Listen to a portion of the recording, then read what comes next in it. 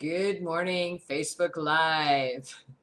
Today we're going to talk about imposter syndrome. And it's funny that this is our topic because if you looked at the post that I made and the time, I'm about half an hour late. And this is imposter syndrome is what happens when something like this happens. We have a tendency to beat ourselves up and think, oh, I'm not good enough and I didn't hit the mark and I can't do this and I can't do that. And then we bring that self-doubt in. You know what? We're not going to do that today. We're going to approach this with confidence. And we are going to dig out that imposter syndrome and find ways of overcoming it. So what is imposter syndrome? We've all heard the term. We've all used the term. Where did it come from? And what is it? So imposter syndrome is a psychological term used to describe someone who doubts their talents or accomplishments and has a persistent internalized fear. So this is inside. This is what we're talking about. They're worried about being exposed as a fraud. How many of you feel that? I know I do sometimes too. Think, oh my God, somebody's going to know what's happening. How do we get past this? Now, these intense feelings of self-doubt could be either in your personal or your professional life. Most of us have experienced them in both. Maybe professionally you think, well, I don't know if I know what I'm really doing. Oh, they hired me for a job and I'm not good at it. Or they're going to find out that I don't know what I'm doing. You know, it can affect anyone. It can be any age, any level of education, any intelligence, any level of proven success. So I want you to look around and look at those people that you think, wow, they were so successful and they're so confident. They have it all together. My guess is they're dealing with that imposter syndrome too. The term imposter syndrome was coined in 1978 by Pauline Rose Clance and Suzanne Imes of the Georgia State University. They did a study that was titled The Imposter Phenomenon in High-Achieving Women, Dynamics and Therapeutic Intervention. So the original study was done in 1978 on women. Well, guess what? Guys, I know you have it too. We all have that imposter syndrome. It appears to be common in highly successful women. Interestingly enough, you would think, oh, this is just only affects the people that don't have confidence or haven't been successful. Not true. It's more predominant in those women who are successful. Here's the second aspect of that. What causes that imposter syndrome? Could be family dynamics growing up, could be environmental factors, it could be our own thoughts that contribute to this feeling. Man, it's a tough feeling. What does imposter syndrome feel like? It feels like there's a huge pressure by society for us to be successful. I don't know about you, but I feel that sometimes. Studies show that 70% of people experience imposter syndrome at least once during their professional career. At least once. 70% of people. So this is not something you're in by yourself. This is something everybody experiences. People who grow up in families that place a lot of emphasis on achievement and progress and success may feel imposter syndrome a little bit more than someone who had a family that growing up was supportive and said, hey, do your best, try and work through things and supported those successes. High achievers are also people who experience this imposter syndrome and they're unable to internalize or accept their success. They're always looking for the next better thing. When I was reading through this and putting this together, I thought, yep, that's me. High achiever, always looking for the next best thing. And a lot of times I fall into that imposter syndrome because I think, oh, I haven't reached that goal. Well, I did reach that goal, but then I moved it to the next level. It's interesting how that holds us back sometimes. All smart, successful people that have their stuff together probably have imposter syndrome. Remember that 70%? So this is everybody. These are the people that experience this. Now, there are different types of imposter syndrome. We have our perfectionist. And our perfectionist is someone who is rarely satisfied because they believe they could have done better. And as I'm going through this list, I would encourage you to think, hey, do I have some of this? It doesn't have to be 100%. You don't have to be a perfectionist. But you may have a little bit of this in your personality, a little bit of this if you experience this imposter syndrome. That perfectionist sets excessively high goals for themselves.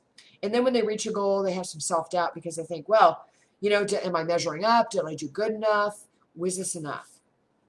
Secondly, is we have the superwoman or superman imposter. This person feels like they're a phony, even if they're among real colleagues. So this is someone who maybe they're workaholic. They're working 60, 80 hours a week. They're doing everything. They're addicted to the validation that comes from working and not from the work itself. So this is your Superman, Superwoman. That imposter syndrome drives them to be that workaholic. Our third imposter syndrome is the natural genius. This is that person that is highly intelligent, that judges themselves on getting things right the first time, because a lot of times that process comes easily to them. They fall into that fixed mindset. If you're smart enough, it should be easy. Well, guess what? Even if you're smart, some things are not easy. There are some things you have to work at. They feel they're an imposter if they have to put in that effort. Then we have the soloist. These are our different types of imposter syndrome. The soloist needs to complete everything on their own, and they feel like if they have to ask for assistance, that they're a phony. They like to refuse assistance. Well, like to use a harsh term. They refuse assistance because they feel like they need to prove their worth by doing it on their own. This is our soloist. Now finally we have the expert. The expert needs to know every single last bit of information about a project, and they're constantly seeking out that certification and that training to improve their skills. Now your expert, it could very well be the expert. However, that imposter syndrome comes in and they never feel like they're the expert. Their confidence is based on how much they know and how much they can do. That can be a tough fall, to be the expert and then realize you don't know everything. It kind of goes along with the soloist. Experts don't feel like they need to ask for help. So these are our different types of imposter syndrome. So what does this feel like when you're experiencing imposter syndrome? What does that feel like? How about a high level of anxiety? Anybody get that high level of anxiety? I sure do when I'm feeling this. Maybe they start doubting their own achievements. I've had a couple conversations with people over the last couple weeks about that. For myself, and doubting my achievements. I ran my own business for 10 years. That's a pretty big achievement. And I started reframing that instead of saying I was a failure because I only ran it for 10 years and decided to shift. That's not failure. Maybe they have low self-esteem. This can show up as that imposter syndrome too, and that's what that feels like. They say to themselves, I feel like a fake. I don't deserve the job. I can't have a healthy relationship. All of these things fall in and feel like that imposter syndrome. So here's the meat, guys. How do we manage imposter syndrome? How do we manage it? We know what it is. We know how it shows up. We know what it feels like. Let's manage this. Everyone feels like an imposter, and that's okay. Not all the time. Not all the time. But everyone, 70% will feel like an imposter at some point in their professional life, and maybe even their personal life. We can start managing this by putting those feelings in perspective and accepting them. It's okay to have those feelings. It's okay to have a little bit of anxiety, a little bit of fear maybe around, oh, am I doing this right? Do I know enough information? But we're not going to live there. What I would encourage you to do is observe the thought instead of engaging it. Observe that thought. So let's tame our inner critic. Once you start hearing that voice that ticks off that imposter syndrome, oh, you're not good enough. Oh, you don't have enough information. Oh, man, I feel like a fake. Let's tame that inner voice and let's shift that by asking, does that thought help me or does it hinder me? If it's hindering you, how can you change that internal dialogue and tell yourself something else? Engage that inner guide. Again, you can change this, you can manage this by think like a non-imposter. Sounds simple, doesn't it? Maybe you challenge how you respond, or you change how you respond to challenges. Non-imposters. I like watching other people and saying, what are they doing that I like? What are they doing that looks confident, that looks empowered? How can I do that? Embrace that constructive feedback. I don't mean criticism. I mean constructive feedback. Ask someone else, hey, how can I get better? How can I improve what I'm doing? Ask and accept help. Ask and accept help. This is a great way of shifting and managing that imposter syndrome and thinking like a non-imposter. Maybe you can share with trusted friends and mentors. This is a big one, is let the cat out of the bag. I'm feeling like an imposter today. Talk to your friends. Get reassurance that you're not alone. Get reassurance that you are good at what you do, that you're not an imposter. That can help ease that fear a little bit. Another way to manage it is by accentuating the positive. This can go hand in hand with getting that reassurance and thinking like a non-imposter. Maybe celebrate your wins. And don't stress over the things that you make mistakes. It's okay. You don't have to be perfect. So part of it is accentuating the positive. Do a great job when it counts. You don't have to be perfect at everything. So do a great job when it counts. Another way to manage imposter syndrome, write the rules. Instead of saying, I should always have the answer, or I should never ask for help, what if you recognize that you have as much right as the next person to ask for help, to get assistance, and have a day off, be able to relax a little bit. Right those wrongs, or write those rules.